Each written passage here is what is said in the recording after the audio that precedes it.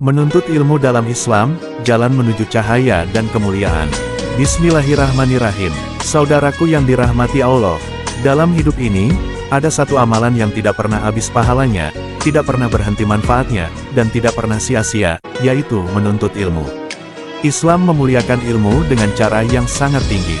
Wahyu pertama yang diturunkan kepada Nabi Muhammad bukanlah perintah untuk salat, zakat, atau jihad, tapi perintah untuk membaca.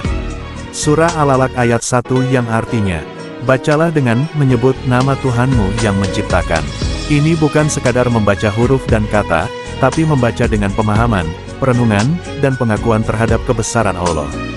Inilah awal dari peradaban Islam yang besar, ilmu. Rasulullah bersabda, barang siapa menempuh jalan untuk mencari ilmu, maka Allah akan memudahkan baginya jalan menuju surga. Hadis riwayat Muslim. Bayangkan, hanya dengan niat mencari ilmu, langkahmu dicatat sebagai perjalanan menuju surga.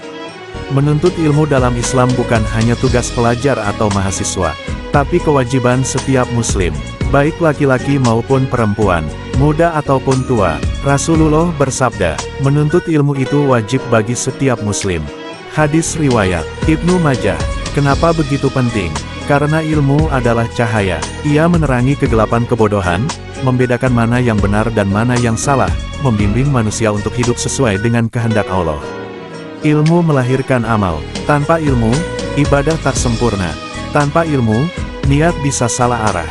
Dengan ilmu, seseorang bisa menjadi lebih sabar, lebih bijak, dan lebih tawadu. Bahkan ulama mengatakan, orang yang berilmu lebih ditakuti setan daripada 1000 orang ahli ibadah yang bodoh. Mengapa? Karena orang berilmu tahu bagaimana membentengi diri. Tahu kapan berbicara, kapan diam. Tahu mana yang benar dan bagaimana mempertahankannya. Dalam sejarah Islam, kejayaan kaum muslimin dibangun di atas ilmu. Lihat para ulama terdahulu, Imam Syafi'i, Imam Ahmad, Imam Malik, Imam Abu Hanifah. Mereka hidup dalam kesederhanaan, tapi ilmu mereka menerangi dunia hingga hari ini. Maka jangan pernah merasa rendah hanya karena kamu sedang belajar. Jangan remehkan duduk di majelis ilmu, membaca buku, atau mendengar ceramah. Karena bisa jadi, dari satu ilmu yang kamu pelajari hari ini, Allah angkat derajatmu besok. Dan ingat, ilmu dunia pun bisa menjadi ibadah, jika diniatkan karena Allah. Seorang dokter, guru, penulis, petani, siapapun, jika ia belajar dan bekerja dengan niat untuk menebar manfaat dan mencari ridha Allah, maka itu pun menjadi amal yang bernilai tinggi. Namun, menuntut ilmu harus dibarengi dengan adab.